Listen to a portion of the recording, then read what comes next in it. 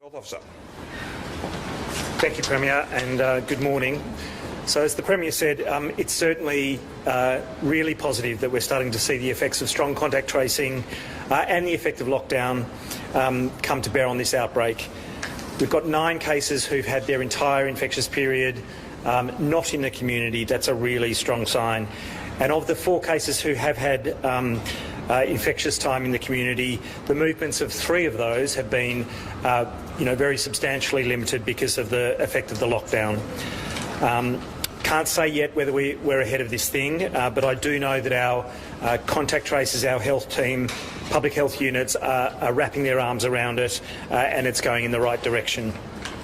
But this really significant outbreak that we've had, even compared to the last one, started with 2 infectious cases who were just out infectious for 1 day. So that tells you why we need to be across each and every infectious case in the outbreak. To lift restrictions now on another day of new cases who've had some time in the community and double figures of cases before we've fully wrapped ourselves around this outbreak, while we're still seeing curveballs of cases potentially not yet linked, we'll put all of the sacrifices of Victorians at risk and make it all for naught. We do not want that to happen. So it's too early today to lift restrictions. We've seen significant and standalone outbreaks in regional areas in Phillip Island, in Bacchus Marsh, Barwon Heads and as far away as Mildura. Around a third of all our primary close contacts are in regional Victoria, right across regional Victoria. This outbreak has touched the whole state, and that was in a way that the Delta and Kappa outbreaks didn't do back in May and June. Much of that is due to the super spreading events early on in this outbreak that took place in the MCC Members Reserve for the Geelong-Carlton game, something that brings Victorians from far and wide and back home far and wide across Victoria.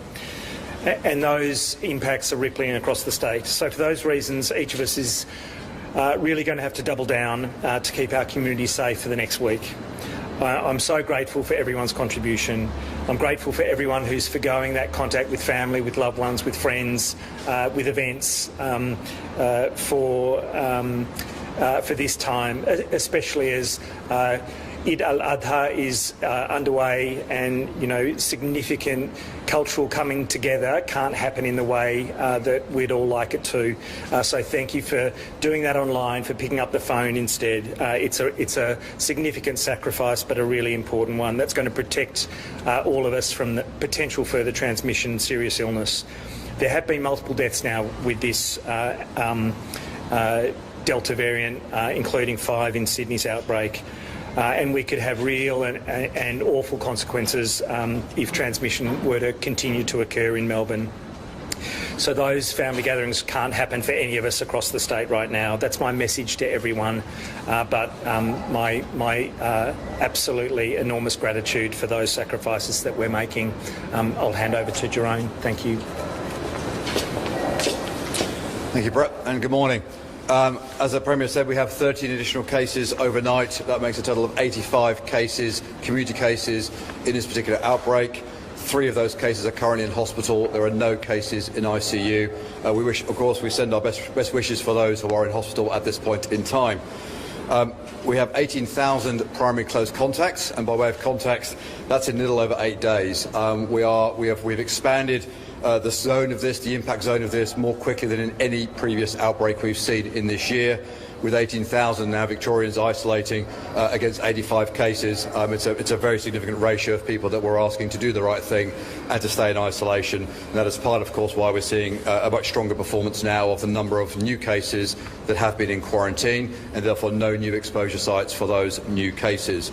49,454 tests, over 92.5% of those returned the next day. Again, my thanks to the very hard-working pathology and testing teams all across the state. In terms of the new cases that we have, 7 are linked to Miss Frankie's in Cremorne, the restaurant. Of those 7, 3 are staff, 2 are patrons, and 2 are further household primary close contacts, so people who we already know about from previous positive cases. So that's 7 cases of our cases today. We have 2 new cases linked to the Trinity Grammar outbreak. One is a staff member and one is a student at Royton's Girls' School. She was already a primary close contact. That's 9 in total. We have 2 household contacts connected to the MCG. So this is a household where one individual was already a positive case from the MCG. Their 2 family members are now also positive. That's 11. One is a member of the group that travelled to Phillip Island. That makes it 12. And then lastly, late last night, we identified a positive case from Roxburgh Park, a woman in her 20s. We are working through her connections at this moment in time. We have very strong indications that she is connected to the City of Hume outbreak. I'd also like to call out at this point in time, we had a wastewater detect in Roxburgh Park last night. I'm urging anybody in Roxburgh Park who has any symptoms whatsoever or any reasons to be concerned, and again, please check the exposure sites. Please come and get tested as a matter of urgency. It's very important that you do that.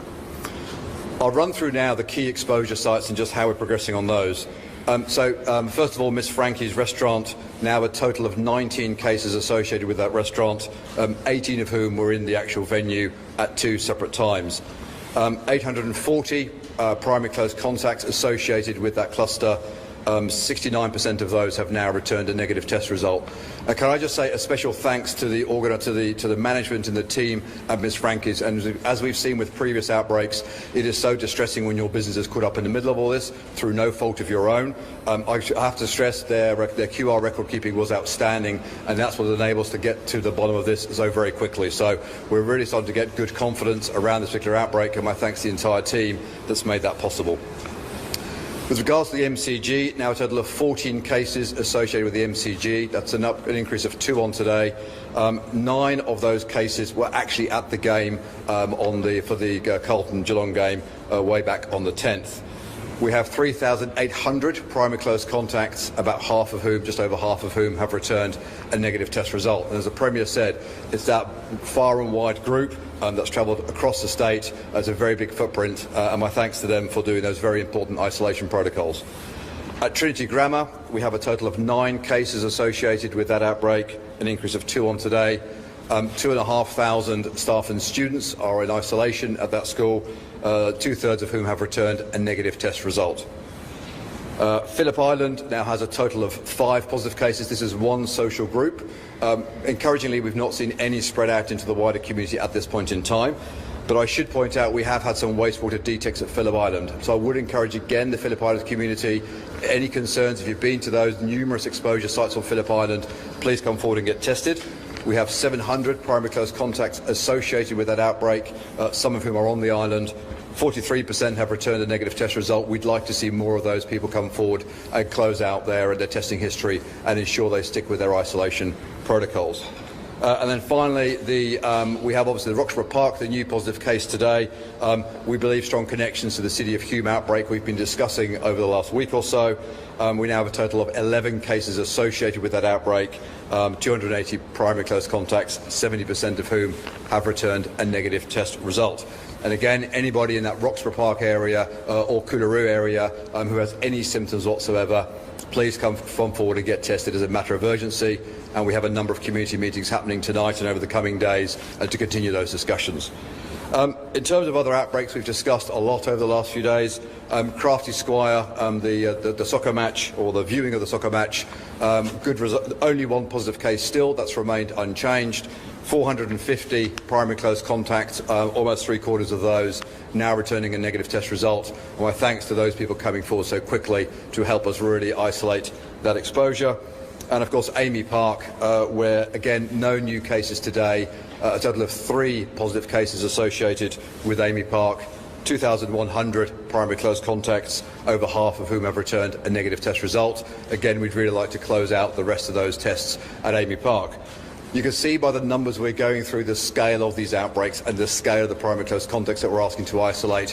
I know that that's a big ask on people. I would encourage you, please, stick with it. Stick with that 14-day isolation period. As we've seen in previous outbreaks, people do sometimes present as infectious towards the end of their exposure period. That is why we asked you to stay with it for 14 days. It is so very important that you do so we can really take the encouraging signs we're seeing today and run this thing to ground over the days ahead. Finally, my thanks to the people of Mildura in particular. 2 positive cases identified there a couple of days ago. No new cases over the last 24 hours, and that's very encouraging. We've had some very busy testing scenes there on Sunday afternoon and yesterday. We have additional teams. As a team went up yesterday from Bendigo, the team went up yesterday from Goulburn Valley. They're all landing and starting their testing program today. My thanks to the whole Sunraysia community and the discussions we had late last night and again this morning. We will continue that testing program across Mildura over the rest of this week. We will ensure we run this one to ground, and my thanks to the whole community for embracing that response so effectively. Finally, from me, in terms of the wider testing program, as the Premier said, almost 50,000 test results. That's a very encouraging sign. We are seeing good returns coming up. Please, let's keep this going. We still have a number of primary close contacts to get tested. We'd still like to ensure we use these precious days ahead to get as many people tested as possible so we can make sure we have no other chains of transmission that are lurking around currently unseen. With that, I'll hand back to the Premier. Happy to take any questions you have. How did we land on the 7-day extension? That's the public health advice. That's 7 days.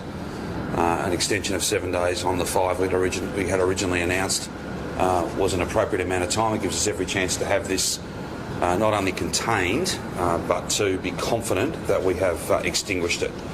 Again, I go back to the point I've made a number of times, but I don't think I can say it too often. This is not like the strain last year. This is so much more challenging, and that if we leave it smouldering at low levels, you'll recall that we opened up last year off less than 5 cases.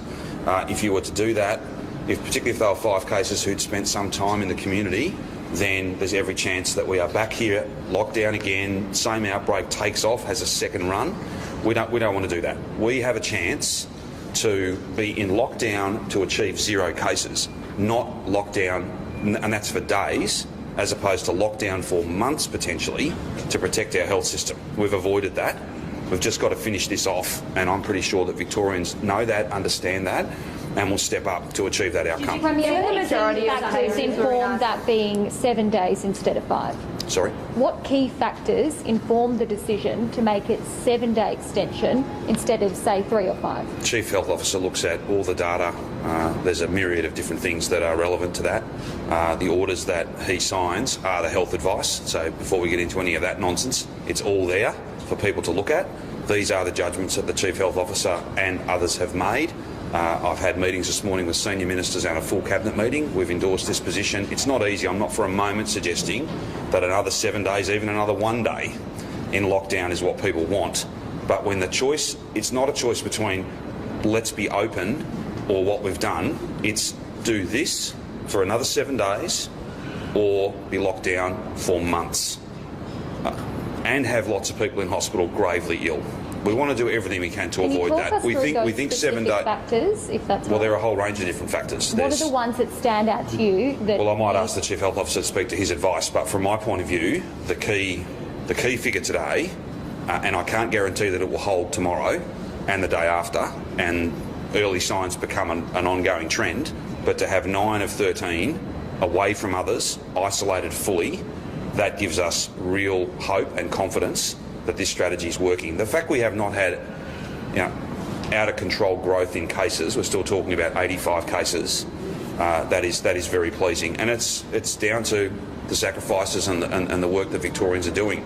But to have 18,000 contacts, close contacts of just 85 cases, to have them spread the entire state, spread across the entire state, to have this thing go from the centre of Melbourne at the MCG to Balan, Bacchus Marsh, South Barwon, Mildura and so many places in between, just shows you how fast it moves and how challenging this is. But a victory against this is absolutely within reach. We just need a little bit longer. But I'm happy to have the Cho speak to the things that he weighs up, and his orders are the advice he's provided, and it's been accepted by the government.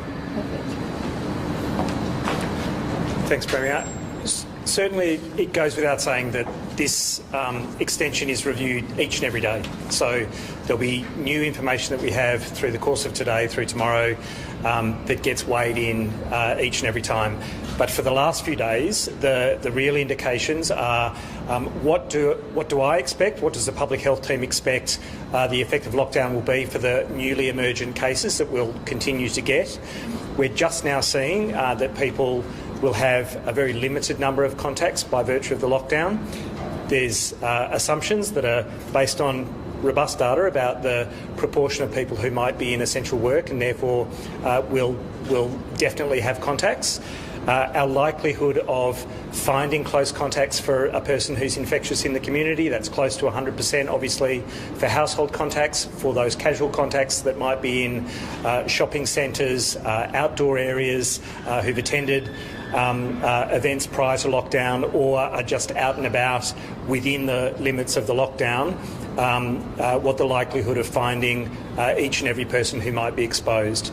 And therefore, you can work through some modelling about how long you expect those generations of transmission to effectively be quashed over time, and 7 days is the judgment about having a sufficient level of confidence. We won't get to 100%. We won't say that after 7 days there is absolutely no risk of someone being out in the community infectious, but there is a high level of confidence that we'll be on top of it. Equally, that might come earlier, or again there might be something from left field, a super spreading event, someone not complying, someone not discovered in the community, or indeed another incursion into Victoria that hasn't been detected thus far. Right, given that the majority of these cases have been in isolation already, how much has this new mystery case played into the extension of this lockdown? Oh no, it's one of all of those factors. It's not the be all and end all by any means. If there hadn't been that mystery case today, if you like, my advice still would have been 7 days. It is a concern not to yet have it linked, simply because there might be undetected cases who've transmitted to this individual. It might be that through further interviews and re-interviews we'll find that exposure site, that link. That said, this individual wasn't in isolation through the entire infectious period. So there's a risk of transmission to the workplace and to others. Where do you expect us to be after 7 days, Brett? Look, they're essentially about outdoor work, exclusive outdoor work, things like landscaping, solar panel installation, work on properties that are unoccupied, for example. But the full details will come to you. Where do you expect us to be? It's about the ability of contact tracers to get on top of this outbreak play into the decision to extend the lockdown? I don't have any concerns about the contact tracing capability or capacity. There's no question that when you get to 18,000 primary and secondary close contacts, that you've got a huge number of people who need to be doing the right thing, to be in that strict quarantine, not to be leaving the house for any reason whatsoever. But the contact tracing capability to identify those individuals, to direct them to quarantine, no question that that's working perfectly. What does your data show, or what are you predicting Melbourne's case numbers will look like after these 7 days? What are you expecting based on the modelling that you did? Yeah, look, expecting that we'll be absolutely in single figures, that there's a reasonable chance that we'll have no new individuals who are out in the community during their infectious period. There's a probability that sits within. There's always uncertainty around that. So do we have to be at 0 cases or no new cases that have been infectious in the community to come out of the lockdown in 7 days? Yeah, it's really about the cases that we identify having not been out in the community for any period of time. Again, going back to how this started, how it started in Sydney, how it's evolved in Adelaide. A person who's out in the community for any time with this Delta variant could transmit to one person, could transmit to no people, but could transmit to 20 people. And so you have to be sure that you've got the response around that risk. If we're really lucky at the end of this lockdown and there's a case that pops up, someone who has been out infectious in the community, perhaps having done the wrong thing, can we expect a lockdown extension? Not necessarily. So, I think I spoke to this a bit yesterday. If we've got a person who says, look, I have just been tested, I was out in the community for this reason as an essential worker, but they've only been to their workplace. We know the shopping centre that they might have gone to. They wore a mask the whole time. We know the timing around it. We're responding within 48 hours of that detection. All of those things might mean that you don't have to be concerned about further transmission that you can't get on top of. If someone says, I've been tested, but I've been symptomatic for the last 7 days, that's an entirely different story. I don't expect that to happen.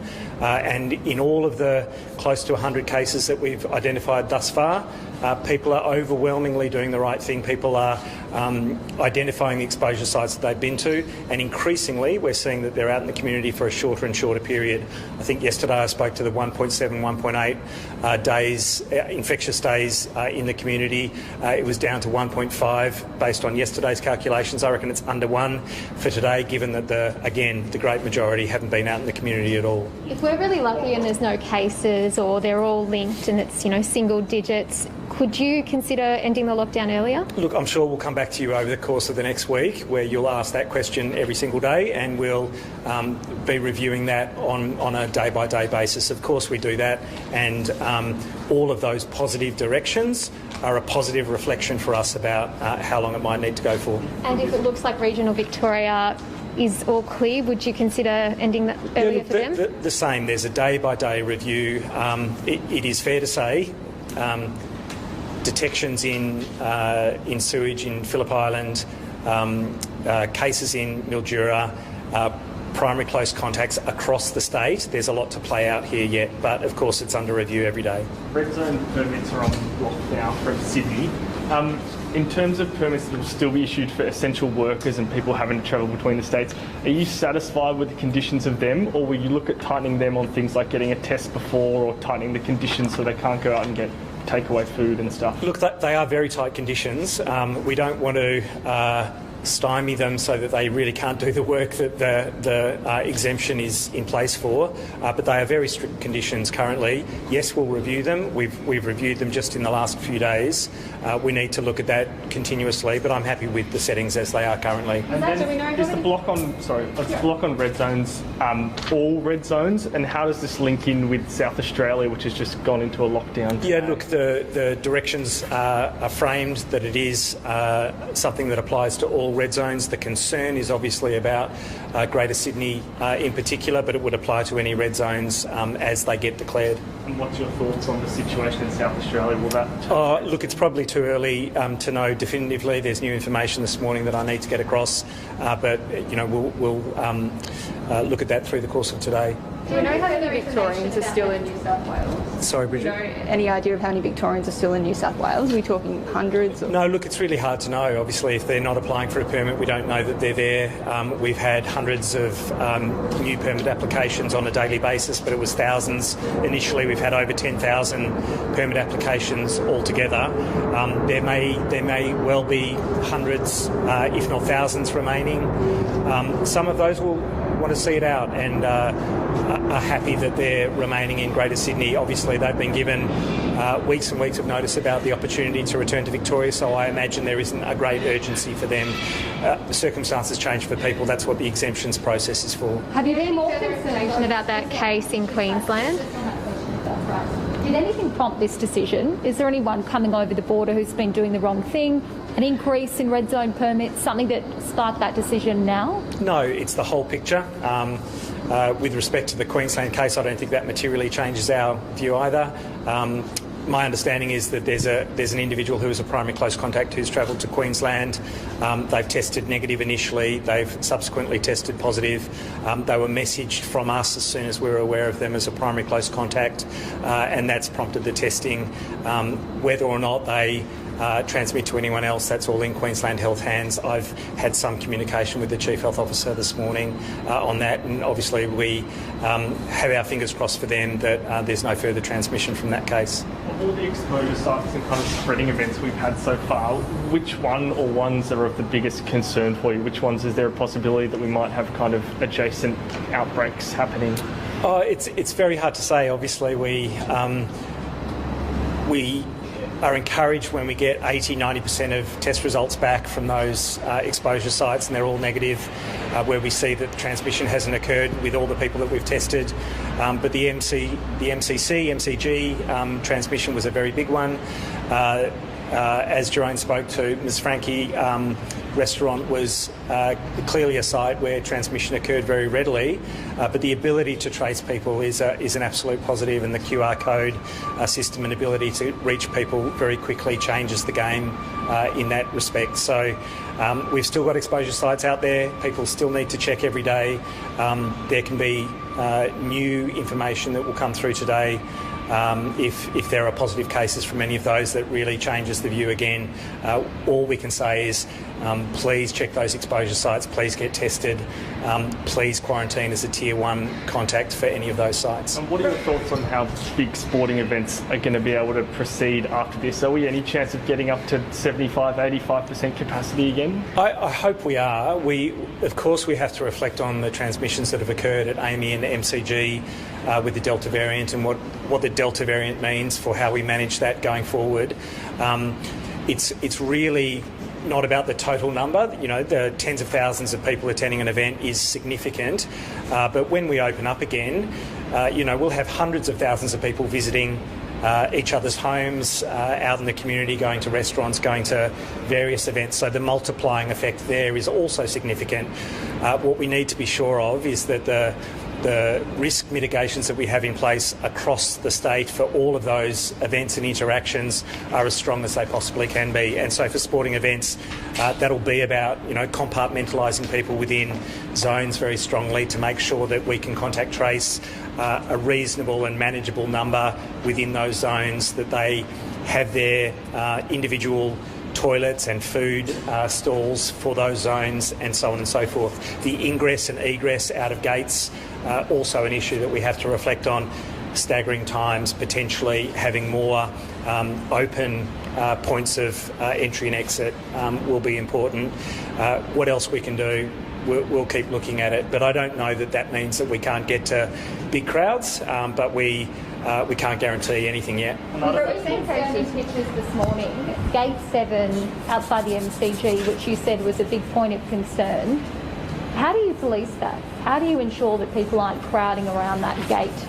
Look, I think there are things that you can look at in terms of crowd control. There will be some of those event managers who know more about that than I ever will. But there's an opportunity, for example, to have QR code symbols available for people to tap on or to get that scanning read across a much broader geographical area, so that they're not going to the gate to have that QR code read with hundreds or thousands of other people.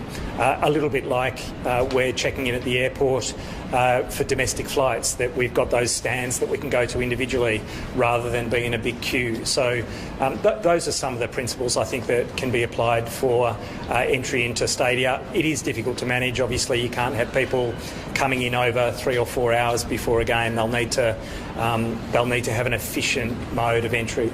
Brett, given we've seen cases and exposure sites from the night we went into lockdown, would you consider in the future maybe bringing the lockdown in at 6 p.m. instead of midnight to prevent this happening? Look, we do it as early as we possibly can. I think it's just as important to message to people that even if they've got stuff scheduled on the day where public health directions are going to come in at midnight, if they can possibly cancel them, that they should do so. When we've come to the view that we need new public health directions that are going to bring in a circuit breaker or a lockdown or whatever restrictions, I think we can and should message that really we want people to be limiting their movement from that moment onwards as soon as we come to that determination.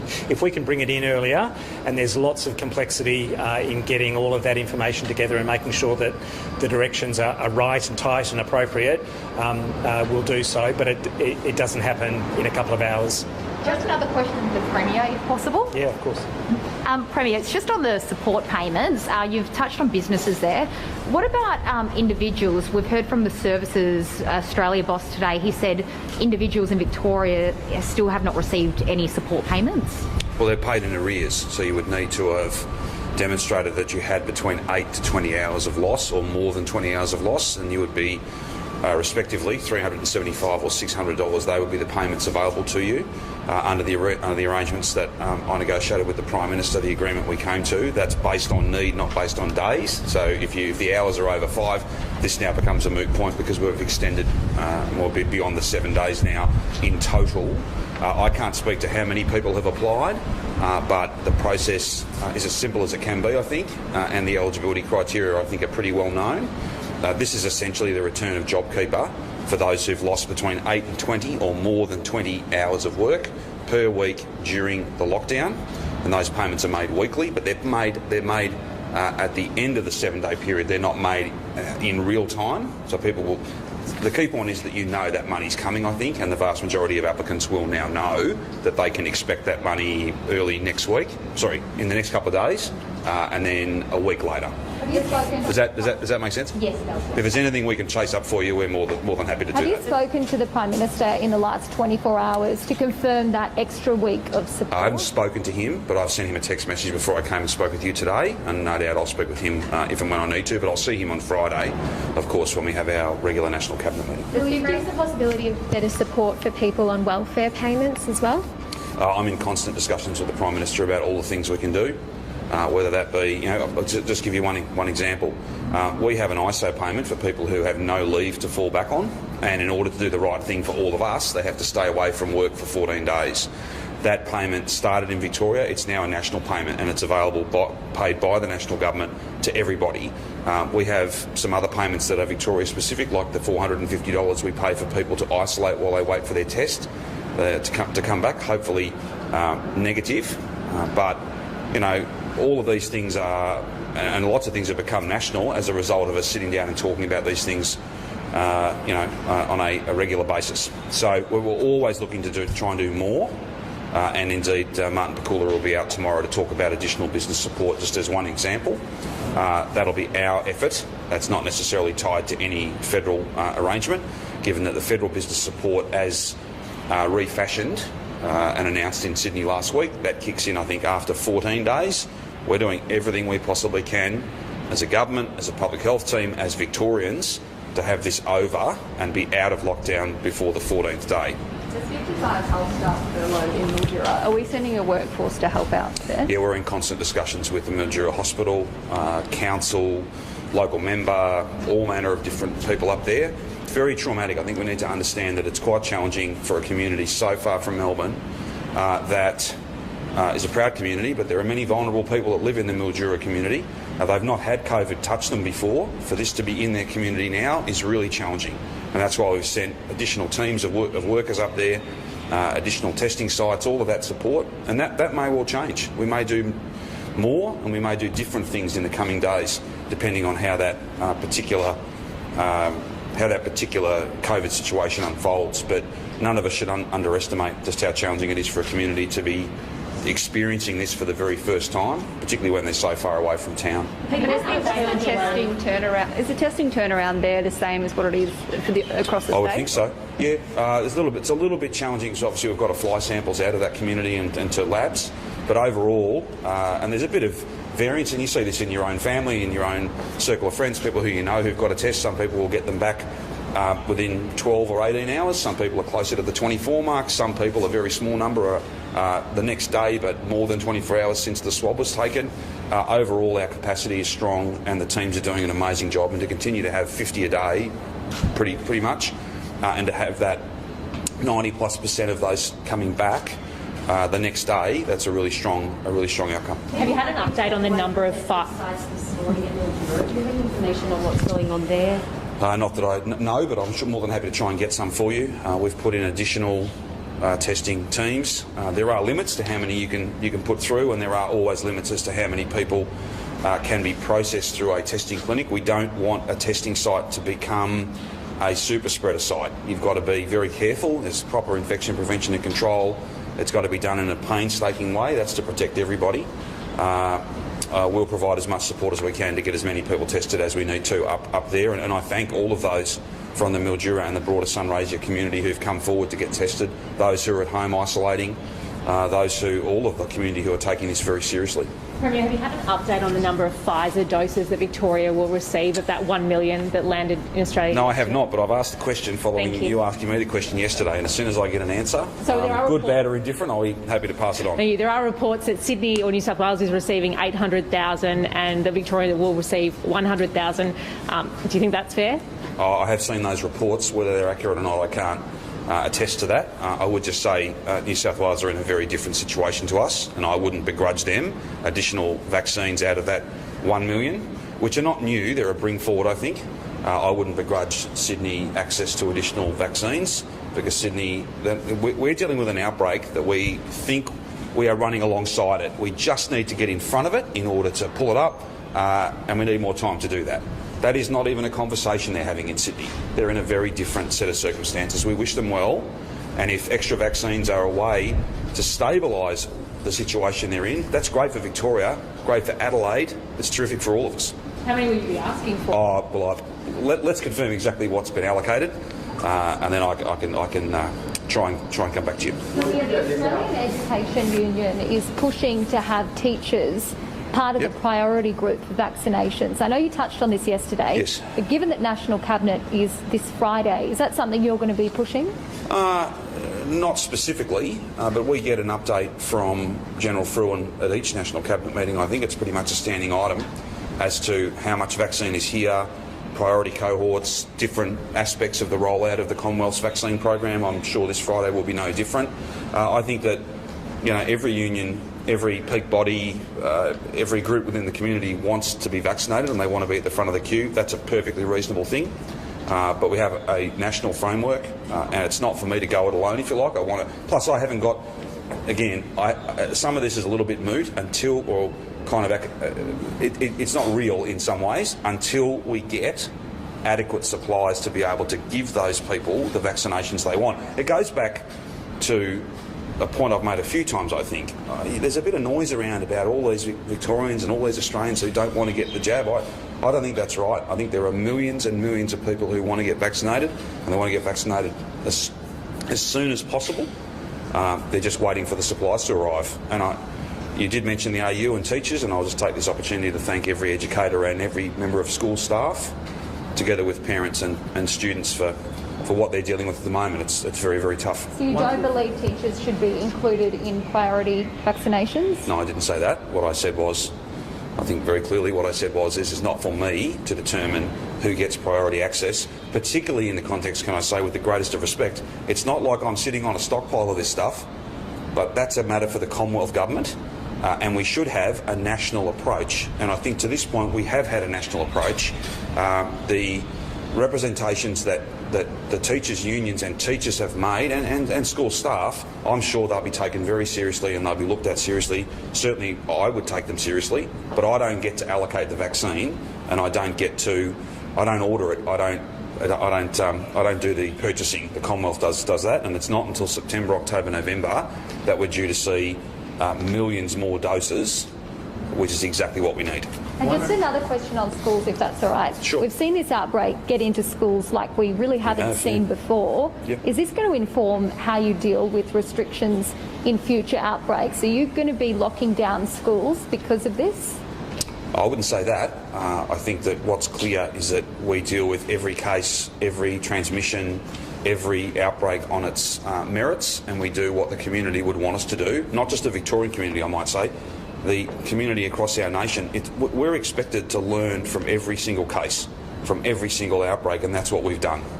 And that's one of the reasons why we went so hard, so fast and so soon after we got those initial cases from Sydney. That has served us well to this point. We just need some more time to be able to wrap this up and be confident that when we open, not if, but when we open, we won't see this outbreak start to spread. That's really very, very important. But we learn from every case, and we learn from every outbreak. Premier, in the past we've seen a slow and cautious emerge from restrictions. Do you think we'll see that again this time? There's no button. It's not like we're going to just snap back and everything that was open prior to last Thursday will be open again. But we'll try and have as much open as possible as soon as possible. This lockdown will not last an hour longer than it needs to, and no place across the state will be shut a moment longer than it needs to be. We know and understand the pain, but I just again draw everyone back to the key point here. This is a matter of days. The alternative is months. We don't want that. We've been there, we've done that, we know how hard it is. Sydney's going through that at the moment, and we send our best wishes and support to them. I'm determined to avoid that. We are all, as Victorians, determined to avoid that. And that is our strategy. We're seeing success, we're seeing positive early signs. In fact, at least that, I think. It's just a matter of needing a bit more time. Once we have this outbreak under control, what is the solution going forward over the next few months if we continue to see Delta incursions? Is lockdown the only answer, given that mass vaccination's a long way off? No, I go back to, I think it's very difficult to answer that question and without knowing exactly where Sydney will be. It's very much dependent upon the virus numbers in Sydney, measures that they may put in place. You know, I just remind you all, we had a ring of steel around Melbourne last year, and it didn't just protect country Victoria, it protected the whole country. And I've had to announce these red zone permit changes today. I don't get any joy from doing that. Having to say to people that want to come home for the best of reasons, no, you can't. But we have got to. They're not locked into Sydney, so they must be locked out of Victoria. That's the choice I've had to make. That's very challenging, but we don't want to get this outbreak under control only to see another outbreak flare up, another incursion. It's never just about lockdown. There's a whole range of other measures, and we don't take these decisions lightly, and I wouldn't make assumptions about the rest of the year in this intervening period between right now and when we get the mass vax number, because the feds guarantee the supply later in the year. There's too many variables, I think, to be sort of hard and fast about that. So would you like to see New South Wales introduce a ring of steel equivalent around That's Sydney? entirely a matter for them. I don't want to see more cases coming from Sydney. But would it make you a bit more at ease if they did that? Well, again, I would look at whatever steps they took. Those steps are a matter for them. Just a quick one, is there any need to pause elective surgery throughout this extension? I have no advice about changes to those settings, so that has continued. All of those clinicians are in level 3 PPE.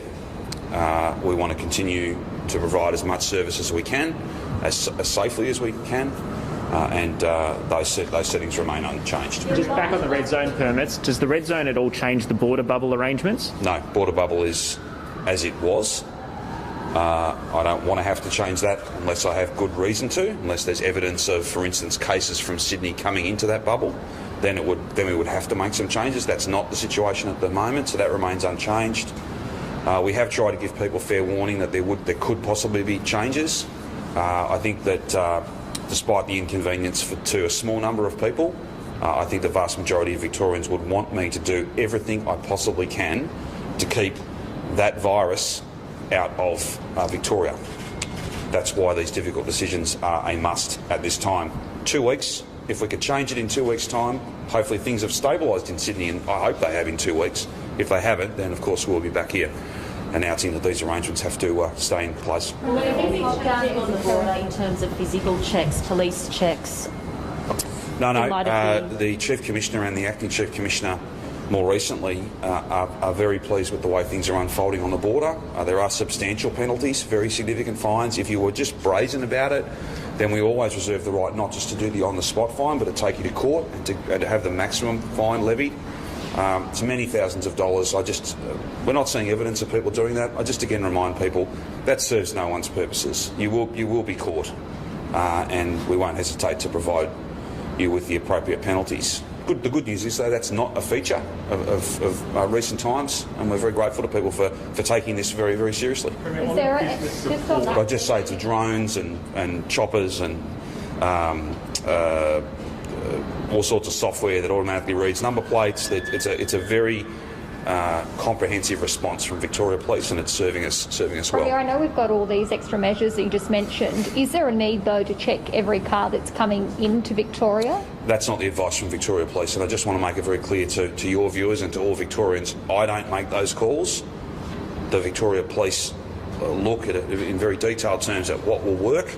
They do have some data to fall back on, and that is the experience from last year and indeed this year.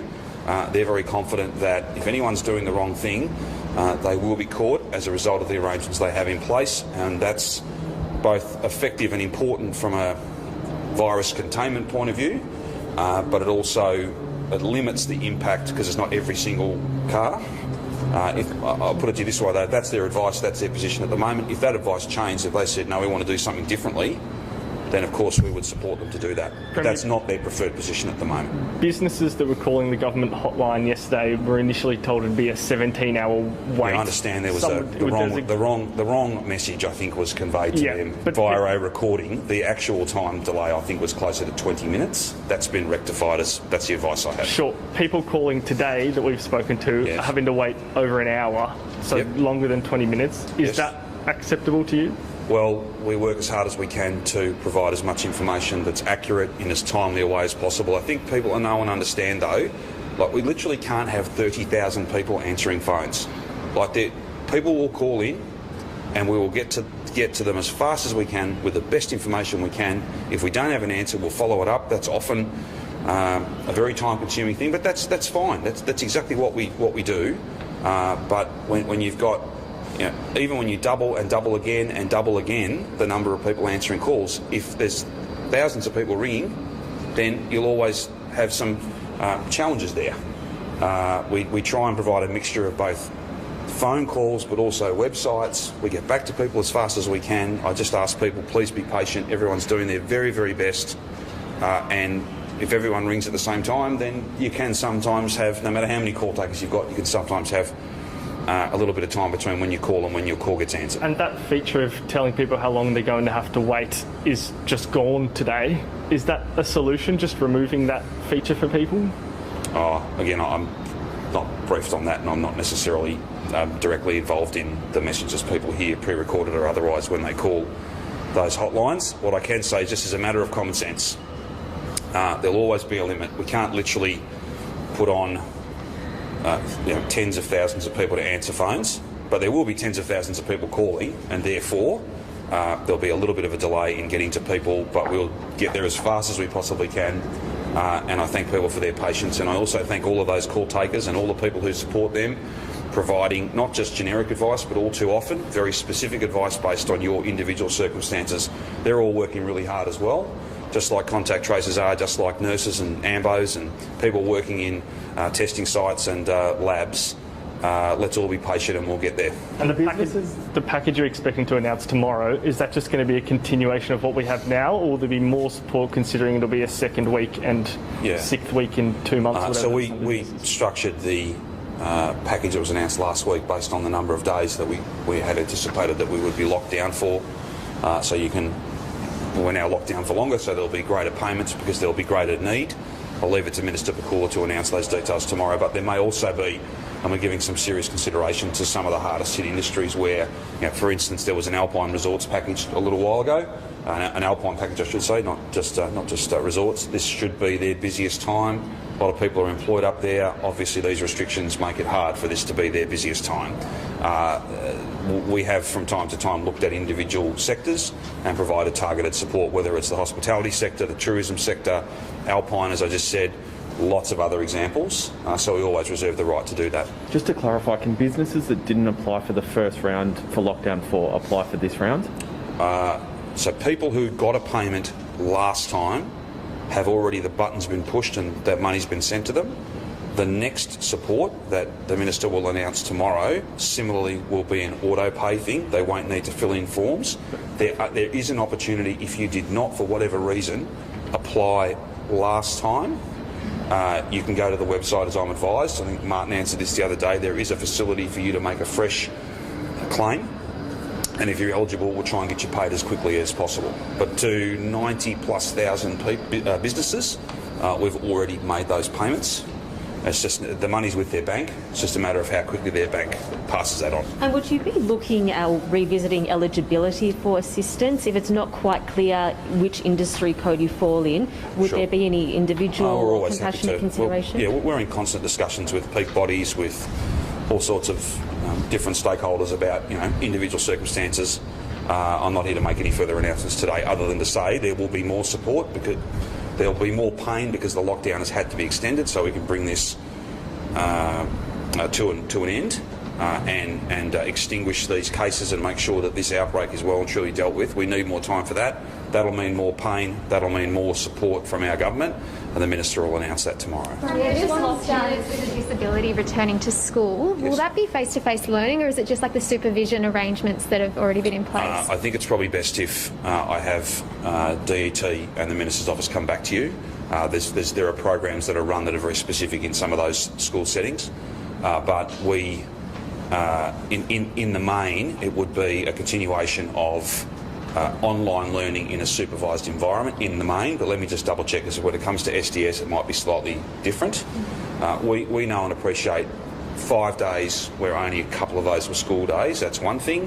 When you extend into next week, as we've had to do today, then that presents an altogether different challenge, particularly for families who are under real stress as a result of homeschooling just not working for kids with special needs, many of them. This is direct from feedback from parents, and we've tried to respond. Premier, this lockdown is occurring during Eid celebrations for the second year in a row. Yes. What concerns did you have about community movement? And this is obviously a significant time of the year for the community, so what's your message? Oh, well, my message is one of goodwill and best wishes for a very holy time. This particular festival, this particular cohort, this particular series of events was not a factor. So I wouldn't read anything into that. It is Eid is a function of the lunar calendar, I think, and we happen to be locked down again. It's got nothing to do with Eid, but I would send my best wishes to every one of my fellow Victorians who will be celebrating Eid. It's not one for the Health Minister, but just on the QR check-in app, is it possible to get a history for you to access your own history of where you've checked in? If you want to look at, go back and look. Well, perhaps we might take that on notice. Well, the answer is no, I'm told, but we'll take it on notice anyway and come back to you with all the reasons why it's no.